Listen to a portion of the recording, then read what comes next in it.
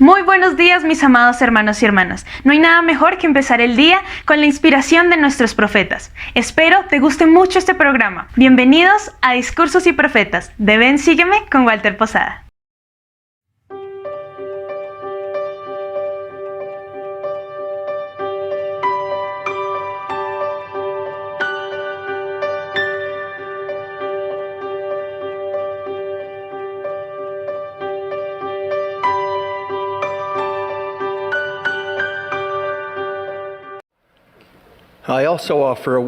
Quisiera también extender una cordial bienvenida a todos los que participan en esta conferencia. Hoy espero describir 2 elementos del Evangelio restaurado de Jesucristo, seguidos de 4 conmovedores relatos de santos de los últimos días de distintas partes del mundo que demuestran la aplicación de estos principios. El primer elemento del Evangelio restaurado, la obra de salvación y exaltación de Dios, se centra en responsabilidades divinamente asignadas. El segundo elemento nos recuerda que el Evangelio es claro, precioso y sencillo. Para recibir la vida eterna, debemos venir a Cristo y perfeccionarnos en Él. Conforme venimos a Cristo y ayudamos a los demás a hacer lo mismo, participamos en la obra de salvación y exaltación de Dios que se centra en responsabilidades divinamente asignadas.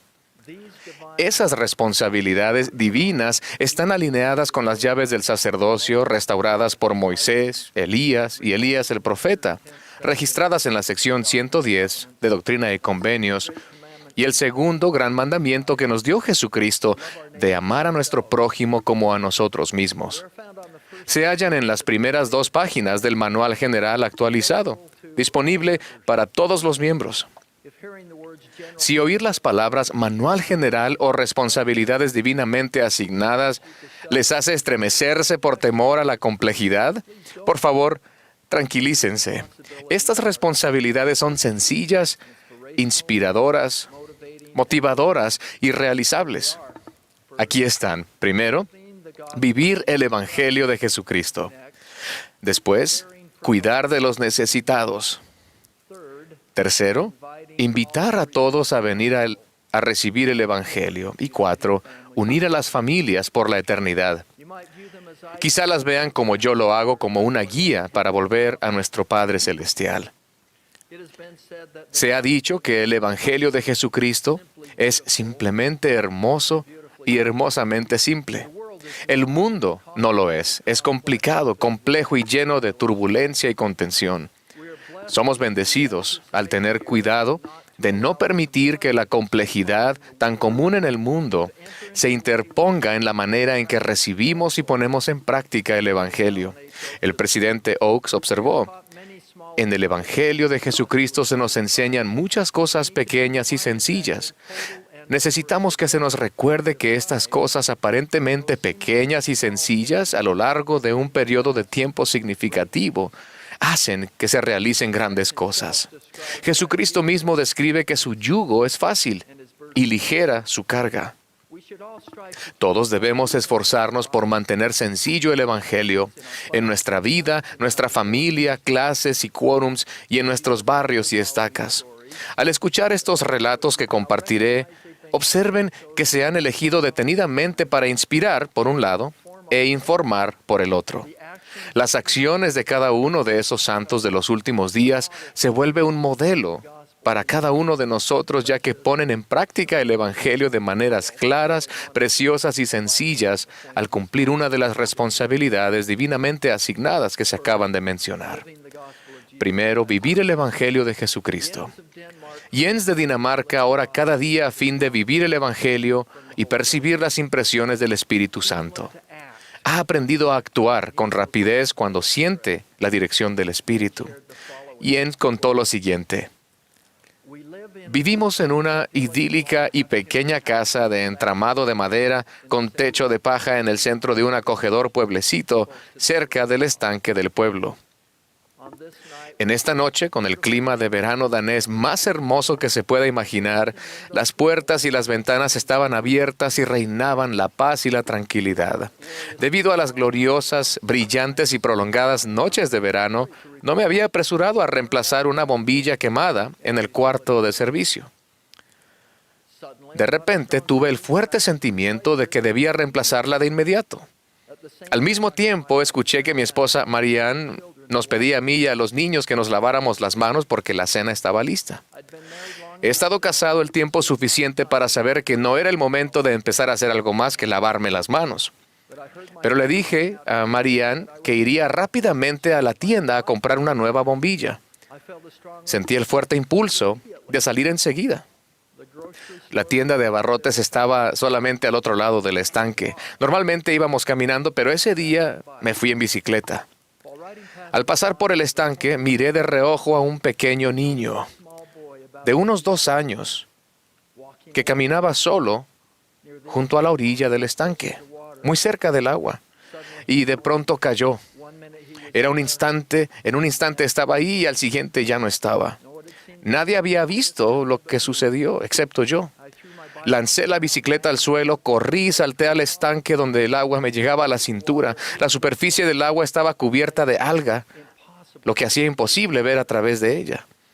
Entonces percibí un movimiento a un lado, metí el brazo en el agua, agarré una camiseta y saqué al pequeño. Empezó a jadear, a toser y a llorar. Poco después, el niño se había reunido con sus padres. Cuando el hermano Jens ora cada mañana para pedir ayuda, para reconocer las impresiones del Espíritu, incluso algo tan fuera de lo común como cambiar una bombilla de inmediato, también ora para que se le utilice como una herramienta para bendecir a los hijos de Dios. Jens vive el Evangelio al procurar dirección divina y esforzarse por ser digno, y después hacer lo posible por seguir esa dirección cuando llega. El siguiente es un ejemplo de cuidar de los necesitados. Un día, el presidente de la estaca Cúcuta, en Colombia, acompañó a la presidenta de las mujeres jóvenes a visitar a 2 mujeres jóvenes y a su hermano mayor adolescente que estaban pasando serias dificultades. Su padre había fallecido hacía poco y su madre había muerto un año antes. Los 3 hermanos habían quedado solos en su pequeño y humilde refugio. Las paredes estaban hechas de madera tosca forrada con bolsas de plástico, y el techo de lámina corrugada cubría solo el espacio donde dormían. Después de la visita, los líderes sintieron que tenían que ayudar. Mediante el consejo de barrio, comenzó a surgir un plan para ayudarles. Los líderes del barrio de Estaca y la Sociedad de Socorro y Quórum de Élderes, hombres y mujeres jóvenes y muchas familias se dieron todos a la tarea de bendecir a esa familia. Las organizaciones del barrio se comunicaron con varios miembros del barrio que trabajaban en construcción. Algunos ayudaron con el diseño, otros donaron tiempo y mano de obra, otros prepararon alimentos y otros donaron los materiales necesarios. Al terminar la pequeña casa fue un día de gozo para los que ayudaron y para los 3 jóvenes miembros del barrio.